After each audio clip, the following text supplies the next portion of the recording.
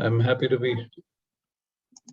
be back here again to share the word, and particularly from the life of the children of Israel in their wilderness journey, covering all the 42 stations they traveled before they could reach Canaan. और मैं बहुत खुश हूँ एक और बार आप लोगों के मध्य में हूँ। और जो अध्ययन हम लोग इजराइल की जो 42 स्थानों के विषय में हम अध्ययन करते हुए आ रहे हैं, उस अध्ययन को हम लोग जो है उन्होंने किया है जो कानान देश में प्रवेश करने से पहले उसके विषय में पढ़ाने के लिए। And from these 42 stations, we are learning valuable life lessons. And that's the purpose of these 42 stations given name by name. और इन 42 स्थानों से जो है हम बहुत महत्वपूर्ण जो हमारे जीवन संबंधित शिक्षाओं को हम लोग सीख रहे हैं। All right, and thank you, Jagveer, for your warm welcome. And as always, I enjoy all the songs that you sing before this study. और भाई जगवीर के लिए भी धन्यवाद। और आप लोग जो गीत गाते हैं, मैं हर समय कहता हूं कि मैं बहुत खुश हूं और मैं बहुत आनंदित हूं। All right, now let me start with a small illustration, my study today. आज का जो अध्ययन है एक उदाहरण के साथ मैं शुरू करना चाहता हूं। Most of you must have heard the name Socrates. बहुत सारे लोग आप में से हो जो सोक्रेटिस के विषय में आप लोगों ने सुना होगा। Socrates is a Greek philosopher. और सोक्रेटिस एक यूनानी दार्शनिक शास्त्री थे। And he lived during the 490 BC, before Christ. और हम यदि उनके जीवन चरित्र के विषय में देखें तो ईसा पूर्व 490 ईसा पूर्व में उनकी अस्तित्व था व वो जीवित थे। Who is a philosopher? एक दार्शनिक शास्त्र कौन होता है? A philosopher is a wise person who is very kind and very rational. और एक दार्शनिक शास्त्र वो होता है जो बहुत दयालु होता है, अपना सोच और विचार में प्रवीण होता है। That's what the dictionary gives the meaning to the word philosophy. और जो दार्शनिक शास्त्री है उसके विषय में डिक्शनरी में यदि देखें, शब्दकोश में देखें तो इस प्रकार के जो है व्याख्यान दिया गया है। And Socrates lived for 71 years. और सोक्रेटिस जो है करीबन 71 साल उन्होंने अपना जीवन इस संसार में व्यतीत किया था। He was the founder of Western philosophy. और वो ही जो है यदि देखा जाए तो वेस्ट को क्या कहते हैं? Western is Western. पश्चिमी देशों का जो है जो दार्शनिक शास्त्र का उन्होंने ही स्थापना किया था। One of his students was Plato. और उनका एक जो स्टूडेंट थे, छात्र थे, उनका नाम था प्लेटो। Plato is also a leading Greek philosopher. और प्लेटो ने भी जो है यूनानी जो दार्शनिक शास्त्र है उन्होंने भी उसकी अगुवाई किया था, प्रेरणा पाया था। Now he had quite a few students. Just one or two I'm going to make a mention. Xenophon is another student of Socrates. Xenophon. और एक और जो है प्लेटो के साथ साथ जेनोफोन करके एक व्यक्ति थे, वो भी सोक्रेटिस के एक छात्र थे। Another notable student is Aristoppus. Aristocus uncle. Yes. और एक और जो छात्र थे उनका नाम था अरिस्टकस। These are all students of the Greek philosopher Socrates.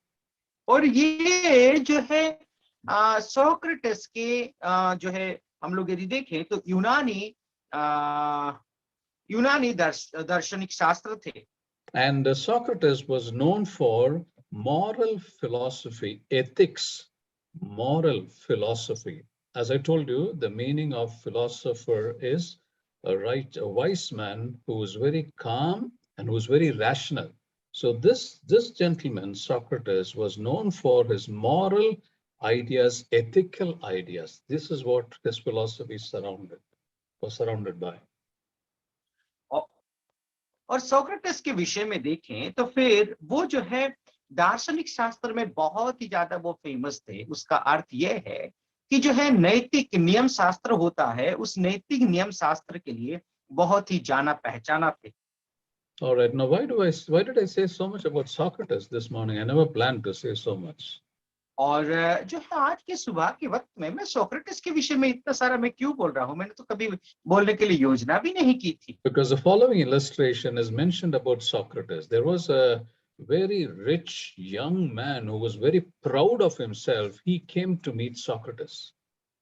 और उनके विषय में मैं इसीलिए कह रहा हूँ क्योंकि उनका उदाहरण ही ऐसा है, क्योंकि एक जवान, एक अमीर व्यक्ति जो है उनके पास आते हैं मिलने के लिए। And he came to ask Socrates for knowledge or wisdom. और वो आते हैं और जो है क्या कहते हैं कि मुझे ज्ञान और बुद्धि चाहिए करके वो सोक्रेटिस से मांगते हैं। Now, Socrates history says that he was a very muscular man, which means he kept himself very trim and fit, and he was a muscular man. Maybe he was doing some exercise and he was going to the gym and all that. So history says that he was a muscular man. So this young man came to this muscular Socrates and asked him for wisdom. और जो है हम लोग यदि देखें तो फिर Socrates जो है बहुत ही जो है उनका मांसपेशी था, शायद हट्टे कट्टे थे, शायद वो एक्सरसाइज वगैरह क्या करते थे, व्यायाम कर रहे थे।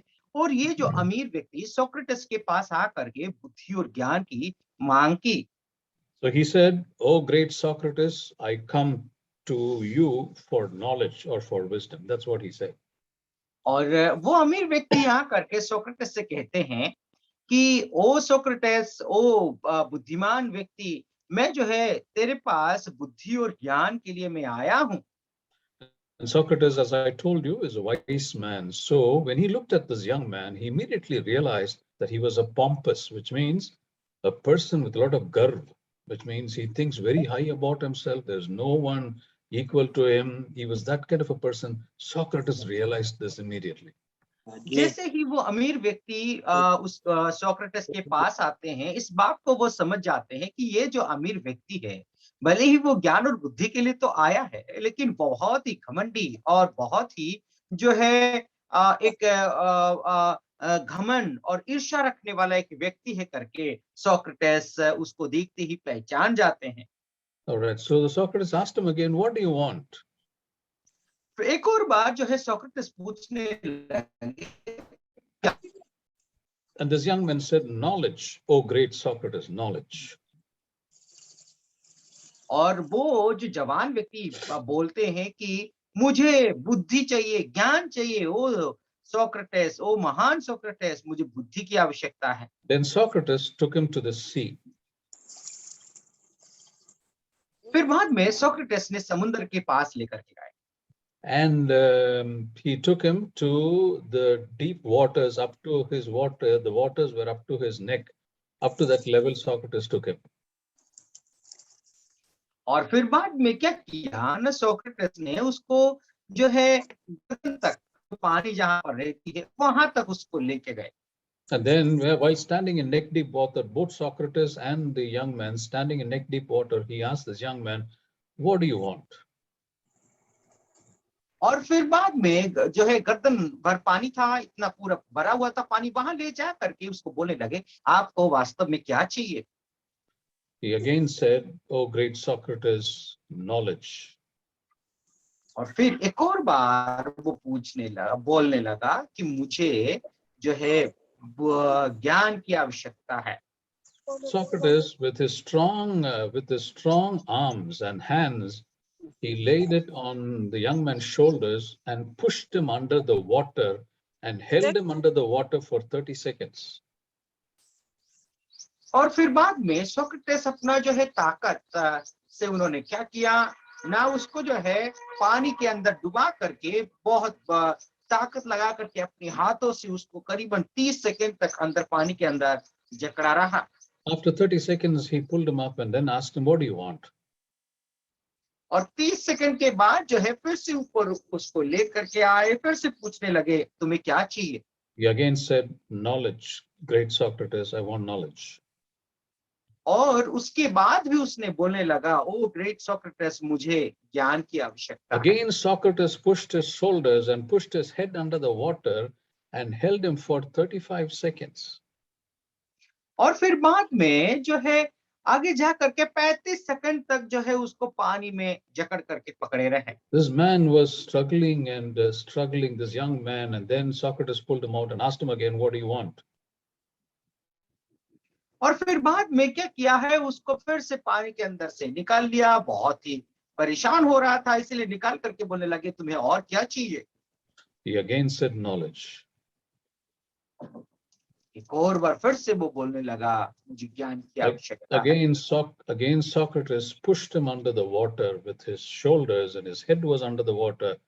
For 40 seconds, he held him there. This young man was struggling and struggling and struggling. And after 40 seconds, he pulled him out of the water and asked him, "Now what do you want?" और फिर बाद में 40 second तक पानी के अंदर उसको जकड़ा रहा। और फिर बाद में जो है वो व्यक्ति, जो अमीर व्यक्ति था, बहुत ही परेशान हो रहा था और फिर बड़े मुश्किल से बहुत परेशान हो रहा था। फिर बाद में उसको 40 सेकंड बाद पानी के अंदर से उसको निकाल लिया, फिर से पूछा तुम्हें क्या चाहिए? This time the young man said, "Air, I need air to breathe." फिर बाद में वो व्यक्ति, वो जवान व्यक्ति बोलने लगा, मुझे तो श्वास चाहिए, मुझे हवा चाहिए, मुझे श्वास लेना है। And you know what Socrates told this young man? He said that when you want knowledge or wisdom as much as you are seeking air now, then you will get knowledge and wisdom. और फिर बाद में हम लोग देख सकते हैं कि फिर बाद में सोक्रेटिस ने कहा कि जैसे ही तुम्हें हवा की जरूरत पड़ती है जो श्वास लेने के लिए, उतना ही फिर बाद में तुम्हें बुद्धि की आवश्यकता होगी, ज्ञान की आवश्यकता होगी। So what was Socrates communicating? He was saying that there must be a thirst for wisdom. There must be a thirst for knowledge, not just namkevas. You come and say, "I want knowledge, I want wisdom."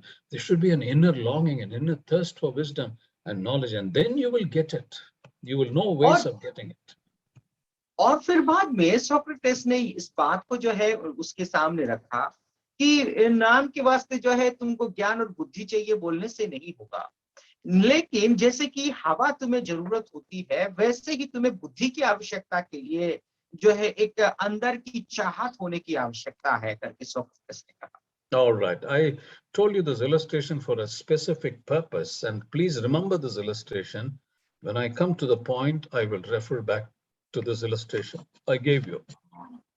और जैसे कि इस छोटी सी उदाहरण मैंने आप लोगों को इसीलिए दिया है क्योंकि हमारा संदेश के संदर्भ में दिया है। जब मैं उस संदेश के संदेश में आऊंगा, उस वक्त मैं फिर से इसी उदाहरण को जो है मैं आप लोगों को साझा करूंगा, बताऊंगा। All right, now we will carry on with our study to the next station which the children of Israel had camped. और हमारा जो है हमारा अध्ययन फिर से हम लोग जारी रखेंगे। जो इजराइल के लोगों ने अगला जो स्थान थी, उस स्थान में उन्होंने अपना डेरा डाला था, उसके विषय में हम अध्ययन करेंगे। All right, turn with me to Numbers 33. Let's read verses 32 and 33. आइए हम लोग जो है गिनती का पुस्तक उसका 33वां अध्याय 32 और 33वां आयत को पढ़ लें। Numbers 33 and verses 32 and 33. आइए 32 और 33वां आयत को पढ़ लेंगे। गिनती का पुस्तक उसका 33वां अध्याय। और याकानियों के बीच से कूच करके होई गिद्गाद Hor Hagidgad. या होर हगिदगाद में किया, और हगिदगाद से कूच करके योतबाता में डेरा किया। Yeah, a little difficult. These names are a little difficult to pronounce, but I think the more you read it, you will understand, because I also had the same difficulty, no problems. Now, these are names that we don't come across regularly in our day-to-day study. So it's a little difficult to pronounce. Never mind. As we read it, we will understand. So Hor Haggidgad is the next station where the children of Israel camped. और अगला जो स्थान है होर हगिदगाद है, उसमें Israel के लोगों ने डेरा किया। Now, the meaning of the word Hor Haggidgad is hole or a cleft. The cleft is in a rock. There is a small, it's a small hole, or it's a small place where you can go in and stay for some time and come, that kind of a thing. That's a hole or a cleft is what the meaning of Hor Haggidgad is. और होर हगिदगाद का अर्थ होता है जो पत्थर में थोड़ा सा कुछ हिस्से में जो है कुछ छेद होते हैं और जो पत्थर बड़ा हुआ रहता है, जहां पर कुछ समय तक आप ठहर सकते हैं, रुक सकते हैं, उसको होर हगिदगाद कहते हैं। All right. Okay. Now, that is the next station that we are considering, Hor Haggidgad. And okay, these are locations. We have seen Beni Yakin. Last week, we saw Beni Yakin. So the next place is Hor Haggidgad. और पिछले सप्ताह हम लोगों ने जो है Ben याकिन नामक जो जगह है उसके विषय में आप हम लोग पढ़े थे। आज हम लोग होर हगिदगाद के विषय में अध्ययन कर रहे हैं। All right. Okay, on the map, if you see where Hor Haggidgad is, you see my pointer and my cursor, and see Hor Haggidgad is here. And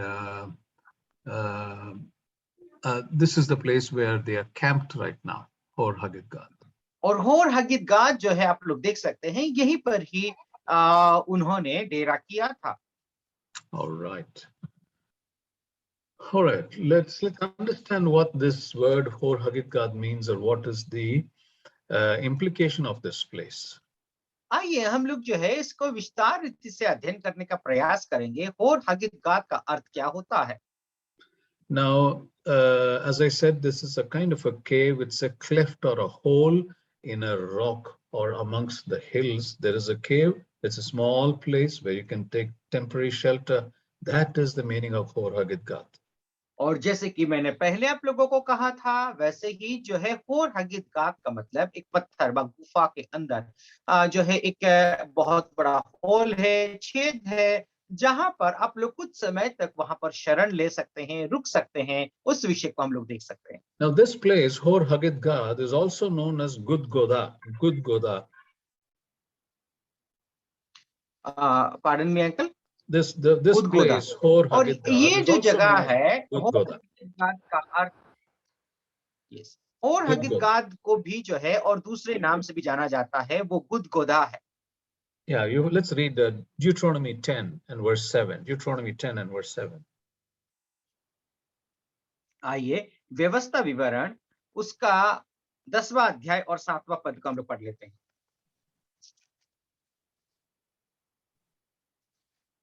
वे वहां से कूच करके गुदगोदा को और गुदगोदा से योतवाता को चले। Yeah, you see, this is what we read in Numbers 33, verse 32. We read about the same sequence. We read about Har Haggidgad, then moving to Jotbata. Here also, when Moses is narrating it in Deuteronomy, we see it here that the place is called Gudgoda. So the other name for Hor Haggidgad is Gudgoda. और हम लोग क्या देख सकते हैं, वहां पर हम लोग देखे थे कि होर हगिदगाद से वे लोगों ने कुछ करके योतबता में वे लोग गए थे। वैसे ही यहाँ पर भी हम लोग देख सकते हैं। और होर जो है होर हगिदगाद जो है उसका दूसरा नाम है, हम लोगों ने देखा कि गुदगोदा। उसके बाद उन्होंने योतवत में वे लोगों ने यात्रा किया है। All right. Now, this place, Hor Haggidgad, what is the application, or what are the lessons we learn from this place? होर हगिदगाद जो नामक स्थान है, वहां से कौन सी ऐसी जो है सीख है, उसके विषय में हम लोग यहाँ पर अध्ययन कर सकते हैं, सीख सकते हैं। This place denotes maturity. This place denotes wisdom. This place denotes the state in our life when we are mature in all ways and we have wisdom that comes out of that maturity.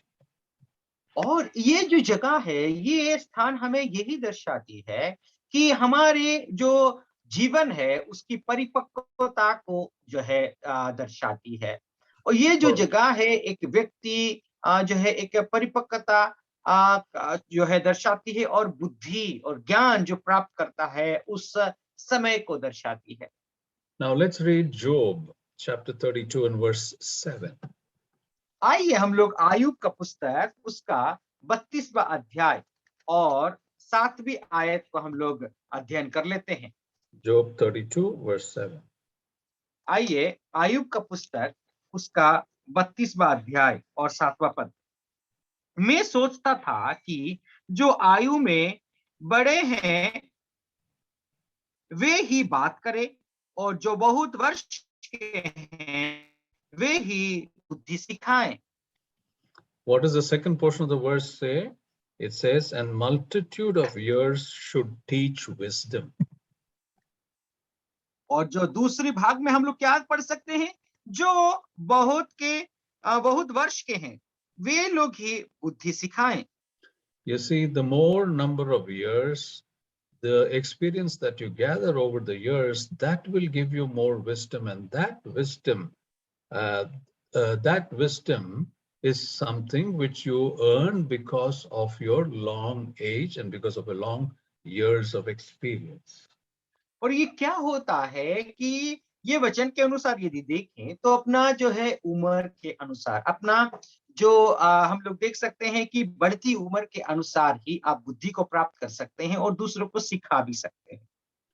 Now, you see, in the case of Socrates, he was a ripe old man, and at least at that age, and you have this young man, young rich man, who thought he knows about everything, and he came asking a question to Socrates. और अब देखिए जो है यही विषय को हम लोग सोक्रेटिस के जीवन से देख सकते हैं। वो बहुत ही जो है उम्र के थे, और फिर बाद में वो जवान व्यक्ति अपने आप को ये सोच करके आया था, मुझे तो सब आता है, एक ही विषय की कमी होगी वो है बुद्धि। और उसको सोक्रेटिस किस तरीके से शिक्षा देते हैं। Sometimes we think that this is a modern age, this is a world filled with technology, and everything is moving towards that direction. The elderly people, what do they know? What knowledge do they have? We are far, far greater than them. This is the thought that comes to most of us. और हम सभी लोगों के जीवन में ये सोच और विचार आते हैं। आज का जमाना जो है मॉडर्न टेक्नोलॉजी की जमाना है, आधुनिक जमाना है, बहुत सारे उपकरणों की जमाना है। ये बुजुर्ग लोगों को ये सब बातें क्या आती है, ऐसा हमारा सोच और विचार होता है। But that is contrary to the word of God. लेकिन परमेश्वर का वचन के विषय में देखा जाए तो बहुत बड़ी भेद और विरोधाभास को हम लोग देख सकते हैं। No doubt technology helps in every way possible, but that does not demean the word of God that we read in Job 32 and verse 7.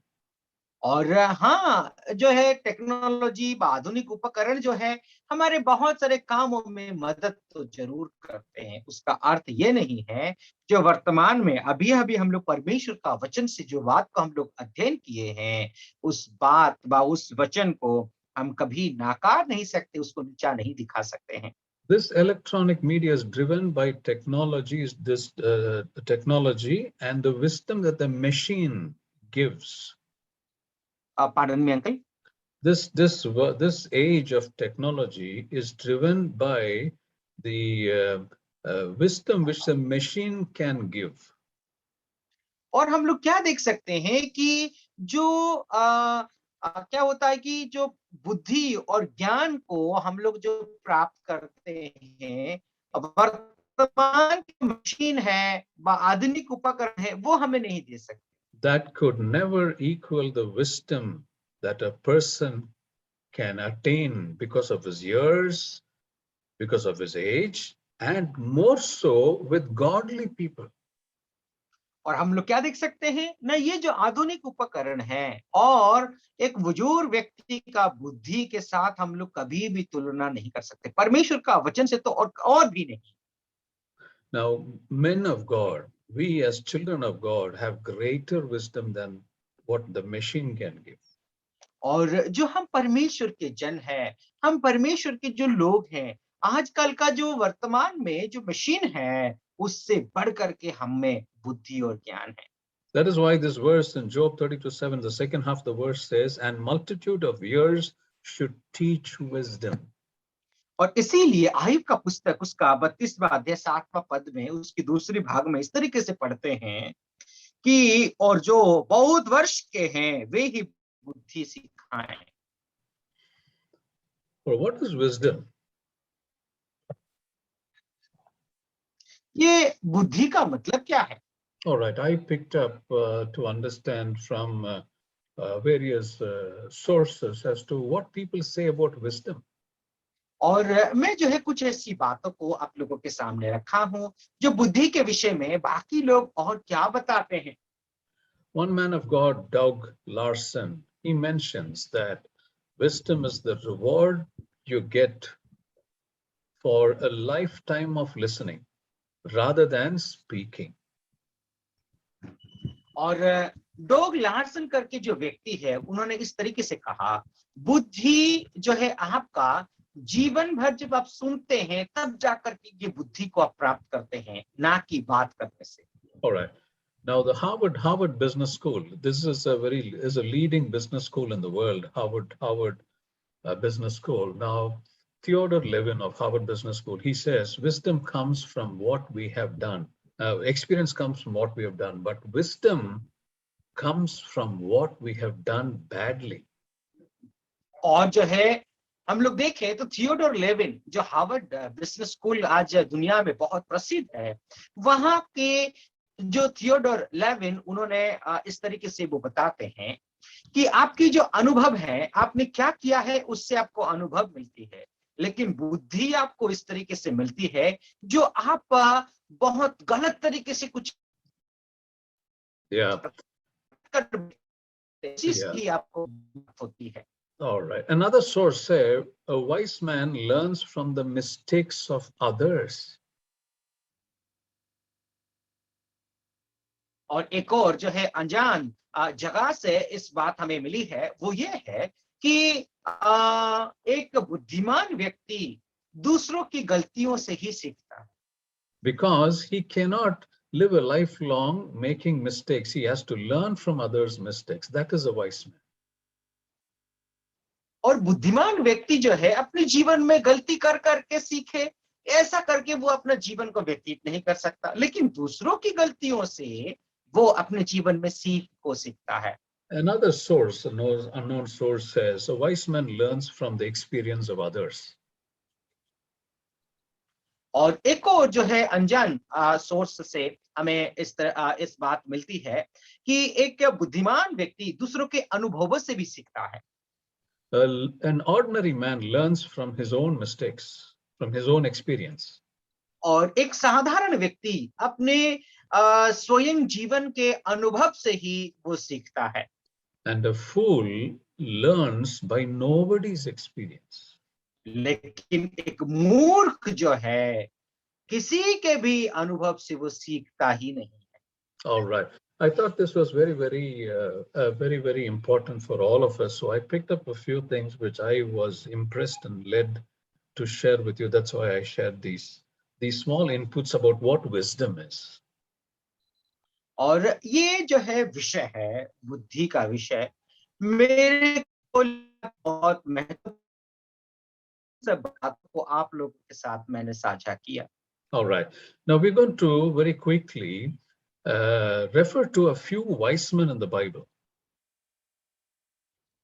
और बहुत ही जल्दी हम लोग क्या करेंगे ना, परमेश्वर के वचन में कुछ बुद्धिमान व्यक्ति हैं उनके विषय में हम थोड़ी देर अध्ययन करेंगे। Because Hor Hagidgah means wisdom, the knowledge that comes from an age, an experience of years. और होर हागिदगाह का अर्थ यह है कि बुद्धि जो है एक व्यक्ति की अनुभव से और एक व्यक्ति की जो है बुजुर्गता और उम्र के अनुसार ये बुद्धि प्राप्त होती है। All right, so we're going to do have some sketchy details, very brief sketchy details about Abraham, Enoch, Elijah, David, Solomon, Joshua, Jeremiah, and Jacob. Very quickly we'll breeze through that. और क्या करेंगे हम लोग बहुत ही जल्दी Abraham, Enoch, Elia, Dawood, Suleman, यहोशू इन लोगों के विषय में बहुत ही जल्दी हम लोग थोड़ी देर अध्ययन कर लेंगे। These are outstanding men, as we all know. और हम सब जानते हैं कि ये जो है बहुत ही अनोखे व्यक्ति लोग थे। And these are outstanding men known for wisdom. और ये सब के सब जो है अपने बुद्धि के विषय में वे लोग जाने जाते हैं। Why was it so? Why do we associate wisdom and knowledge with these gentlemen? और ये जो लोग हैं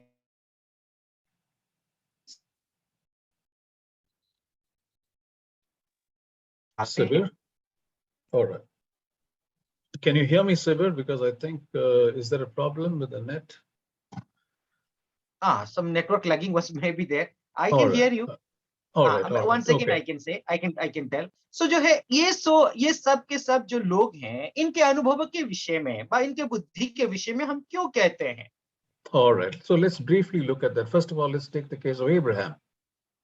और सबसे पहले जो बुद्धिमान व्यक्ति के विषय में हम अब्राहम के विषय में देख लेते हैं। Abraham, as we know, existed before the 10 Commandments came into being.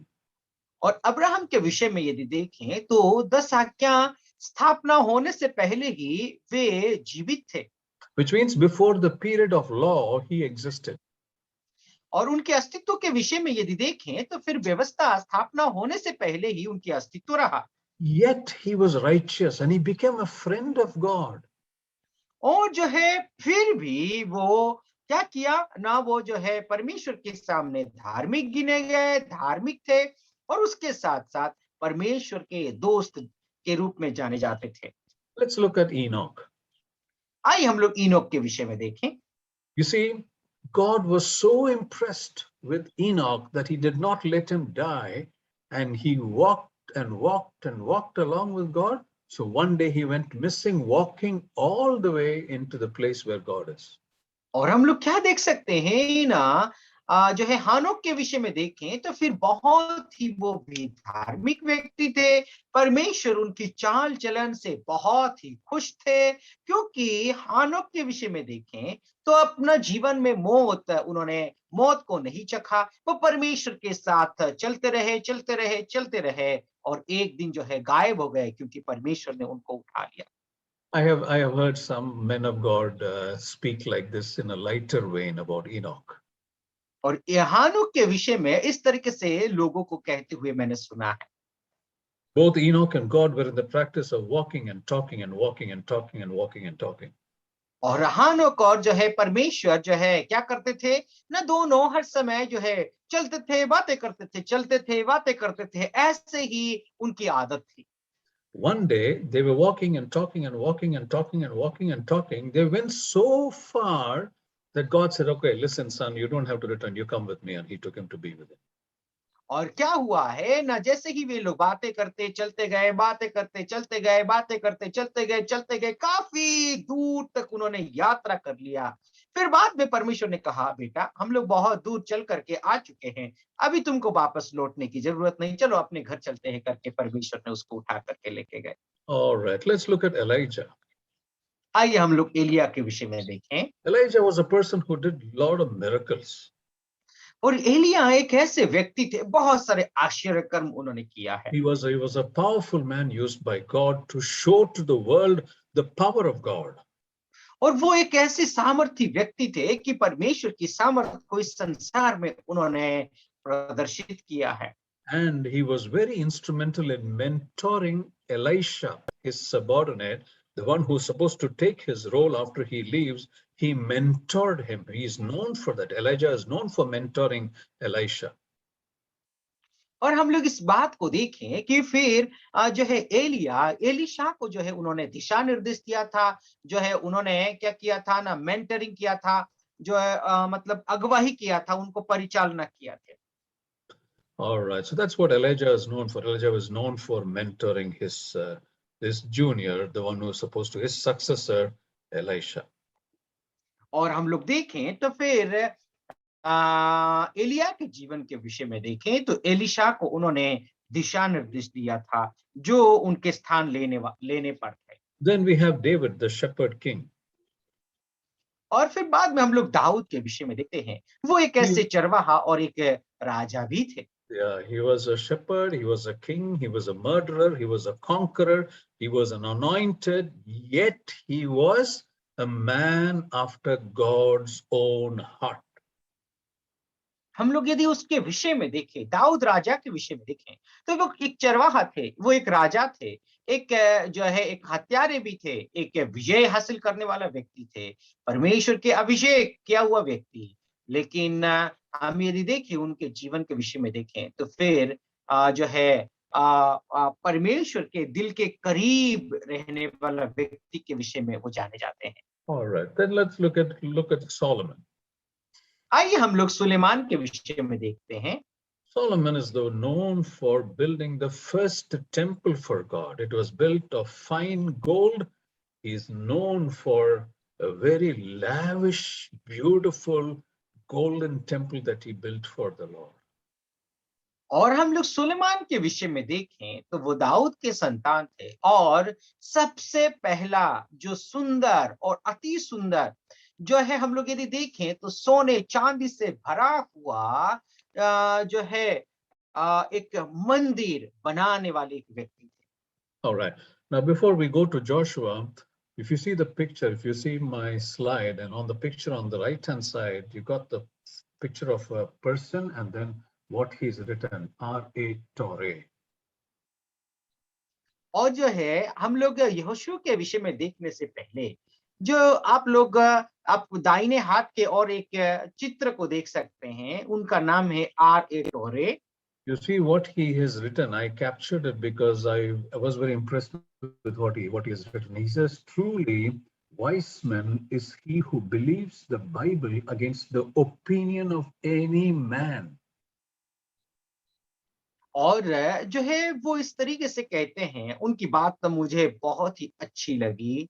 वो ये कहते हैं जो एक वास्तव में एक बुद्धिमान व्यक्ति परमेश्वर का वचन को वो विश्वास करता है, भले ही संसार के लोग किस तरीका का जो है बातों को बताए, किस तरीके से अपना ओपिनियन को दें, फिर भी परमेश्वर का वचन के ऊपर विश्वास करता है, वही व्यक्ति ही सच्चा बुद्धिमान है। Yeah, I think what I wanted to say, Sibir already said, but let me say it again. So listen very carefully. Now, R.A. Torre says, if the Bible says one thing and somebody says another, the wise man will decide in his mind.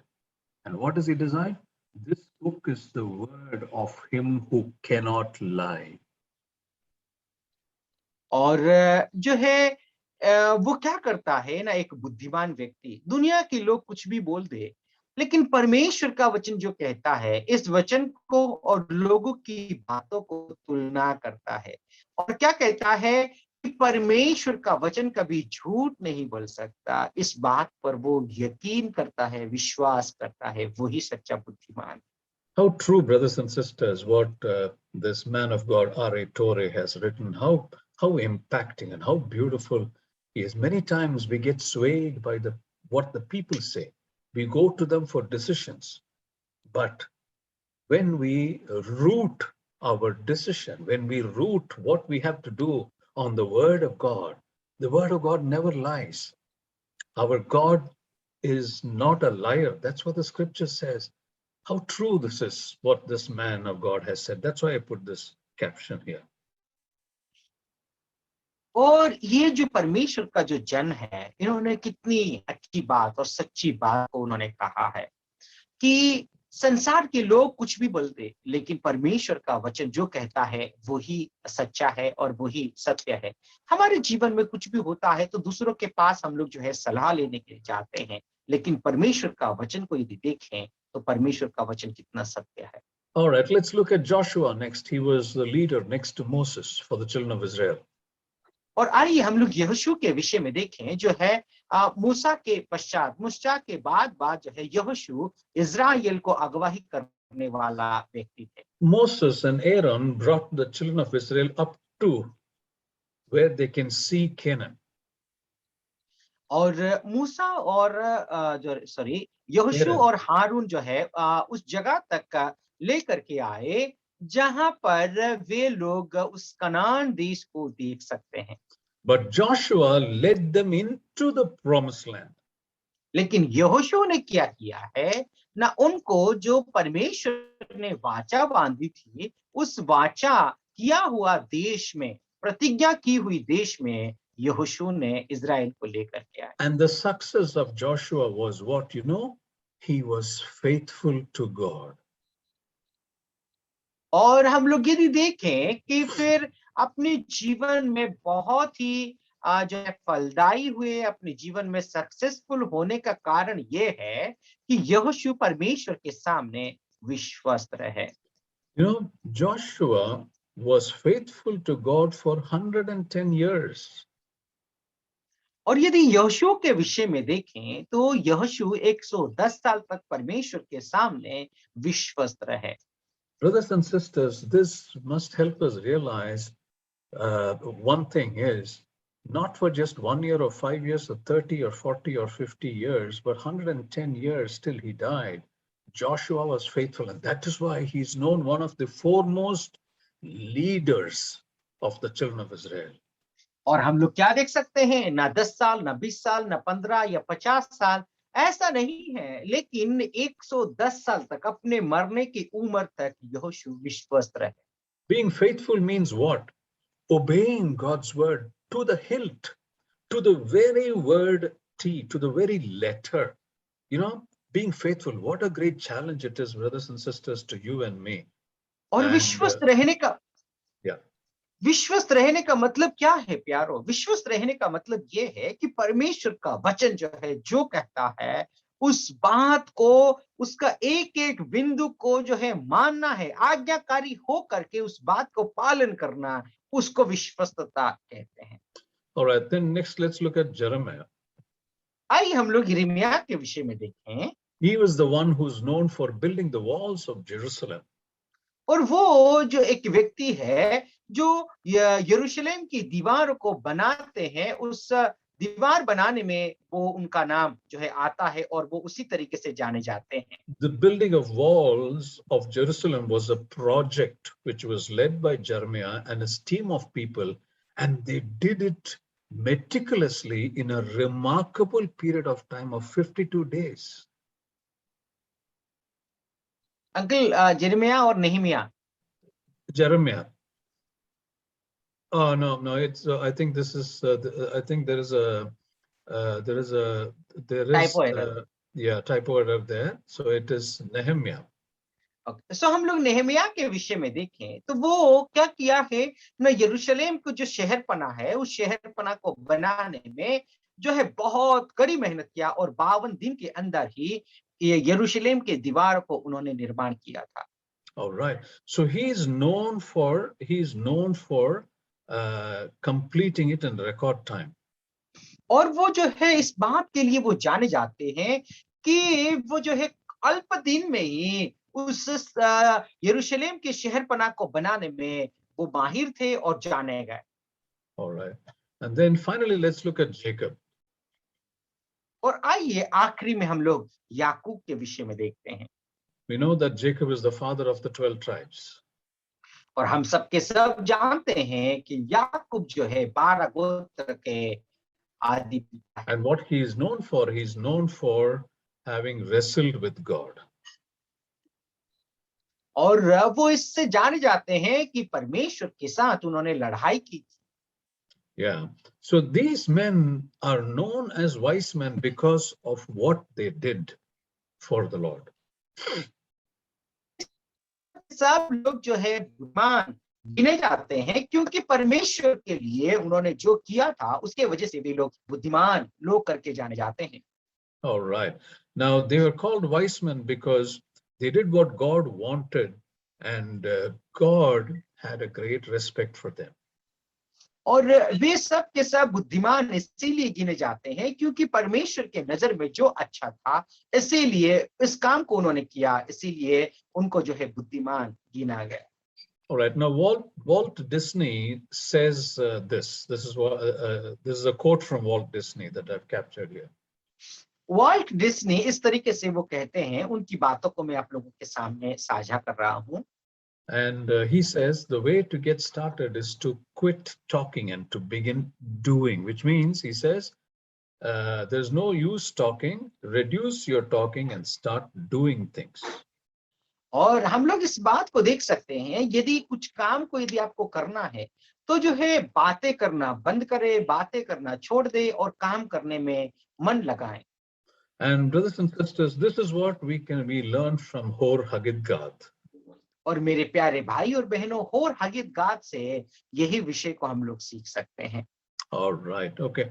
We will move from here. I'm stopping my study on Hor Haggidgad. We'll move to the next station now. और होर हगीदगाद का विषय को मैं यहाँ पर समापन करता हूँ। आइए हम लोग अगले जो स्थान है उसके विषय में हम अध्ययन करेंगे। All right. There we go. Jotbata is the next station that we're going to study. और अगला जो स्थान है योतबता के विषय में हम अध्ययन करेंगे। Can you see my screen? ये संकेत। All right, okay. This is the 30th station with the children of Israel travel. और ये जो है 30वीं जो स्थान है जहां पर इजराइल के लोगों ने यात्रा किया था। All right, let's read Numbers 33 verses 33 and 34. आइए हम लोग जो है 33वां अध्याय गिनती का पुस्तक और 33वां आयत और 34वां आयत का हम लोग पढ़ लेते हैं। और होर हगीदगाद से कूच करके योतबता में डेरा किया और योतबता से कूच करके अब्रूना में डेरे खड़े किए। All right, okay. So Jotbata means it is an area it's a place filled with streams and brooks. और योतबता का अर्थ ये है जो जगह है जहां पर बहुत सारे ऐसे ही झरने वगैरह भरा हुआ है, ऐसे जगह है वो जगह। All right, now turn with me to Deuteronomy chapter 10 and verse 7. आइए हम लोग व्यवस्था विवरण उसका 10वां अध्याय और 7वीं आयत को हम लोग पढ़ लेते हैं। 10 का 7। Yes. वे वहां से कूच करके गूदगोदा को और गूदगोदा से योतबता को चले। इस देश में जल की नदियां हैं। All right, you see what is mentioned about Jotbata, a land of waters, rivers of water. So it's a land filled with flowing brooks, streams and rivers. और हम लोग देख सकते हैं ये जो योतबता है इस देश में जल की नदियां से भरा हुआ है, बहुत सारे झरने हैं। All right. Now, also where there are rivers, where there is water, there will always be an oasis, which means you'll always find vegetation, you'll always find greenery, you'll always find plants and trees. So this place was filled with trees. It had an oasis. और आप लोग समझ सकते हैं कि जो है जहां पर झरने हैं, जहां पर पानी है, वहां पर बहुत सारे पेड़ भी आप लोग देख सकते हैं। All right. And this place, Jotbata, was very famous during King Solomon's period. और सुलेमान के समय में योतबता बहुत ही प्रसिद्ध था। It was used for the place where Jotbata is was a trading route for doing business during King Solomon's time. और सुलेमान के समय में यदि देखें ये जो जगह थी जो है व्यापार करने की जगह थी। Yes, and when you go back home, you can, when you have time, read 1 Kings chapter 10. There you'll find what are all the different businesses or trading items which Solomon was known for, and this place was one of the places where he used to move all these goods from his country to the other countries, from the other countries to his country. और यदि आपके पास जब समय हो तो फिर पहला राजा 10वीं आयत को आप लोग पढ़ लेना, जो सुलेमान के शासन काल में जो है इसी स्थान में वो जाया करते थे, अपनी सामान, अपनी जो चीजें हैं जो खरीदारी करते थे, एक जगह से दूसरी जगह में वो ले जाया करते थे। Now these are some pictures of excavation that was found about the place Jotbata. और ये जो है भूखनन के जरिए जो है आप लोग देख सकते हैं भूतत्ववादी लोग जो है खोद करके निकाला है और इस जगह को उन्होंने इस तरीके से योतवता नामक जगह में खोज करके पाया है। All right, if you see here at the backdrop, you find the mountains. The mountains are the mountains of Jordan. That is by the side of River Jordan. There's these mountains, and that's the backdrop. And this place where my cursor is moving is Jotbata. और पीछे के हिस्से में यदि देखेंगे तो आप जो है यॉर्दन नदी के जो तटीय इलाका है उसको आप लोग देख सकते हैं। और अभी जो वर्तमान में ये सामने के हिस्से में जो जगह है उस जगह का जो नाम है योतबता है।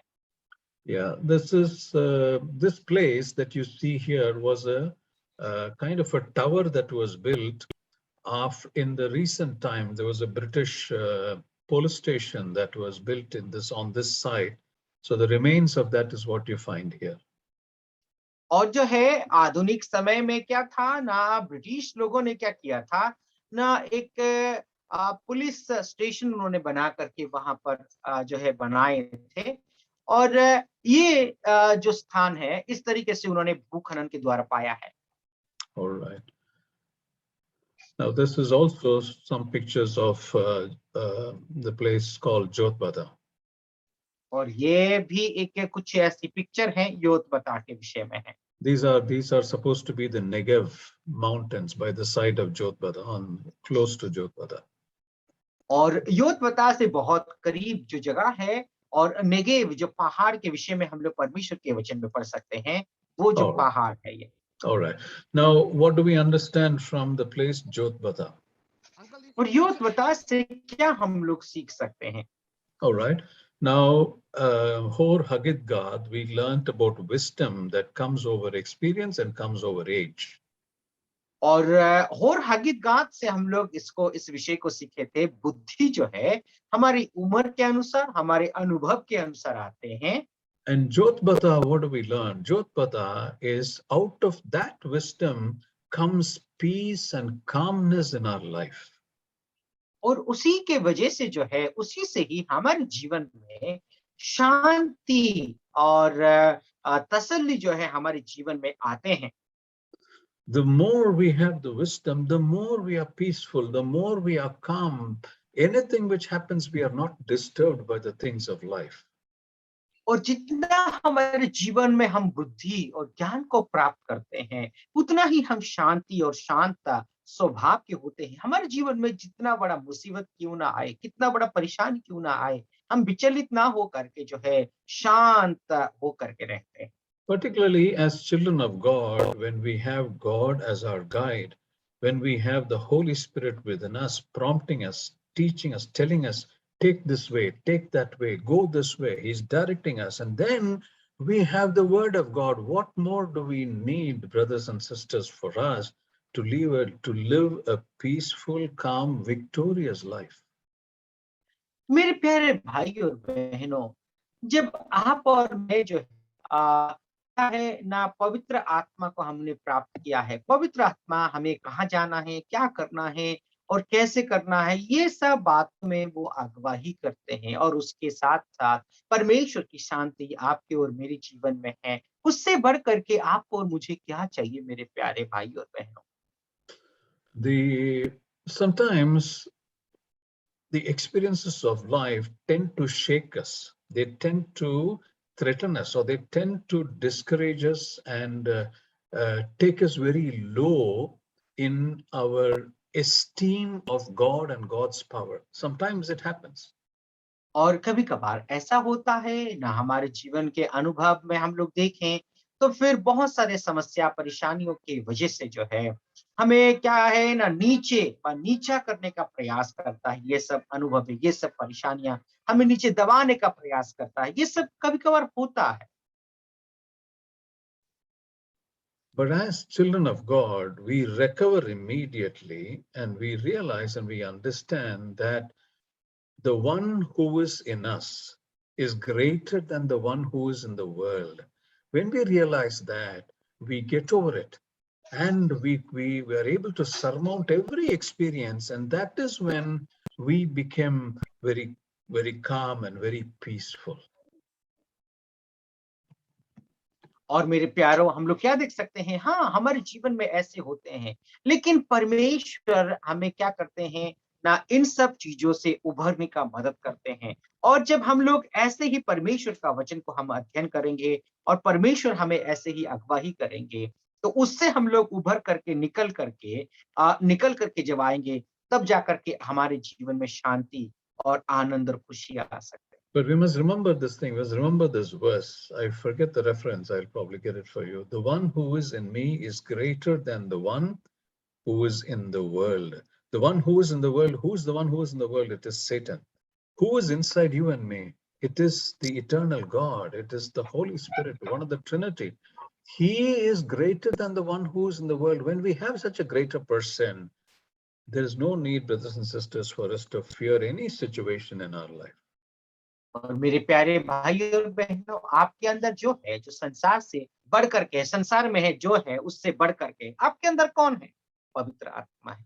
इसीलिए हमें किसी भी विषय को डरने की आवश्यकता नहीं है, क्योंकि आपके और मेरे अंदर पवित्र आत्मा है। All right, let's close the study. We did on both the stations. I don't think there's anything else that I have here. So we will stop here, and God willing, we'll continue from the next station tomorrow. और यहाँ पर हमारे अध्ययन को हम लोग समाप्त करते हैं। यदि परमेश्वर की इच्छा होगी तो जो है कल को हम लोग और बाकी का अध्ययन करेंगे। God's name be honored and glorified, and thank you very much for your patient listening. May this, what we learned from the Word of God, be useful to us in our day-to-day lives. And thank you very much, Sibir, for your translation. God bless you. बहुत बहुत धन्यवाद। जो है आज uncle के जरिए हम लोग बहुत महत्वपूर्ण जो है शिक्षा को हम लोगों ने पाया है। और हकीकत और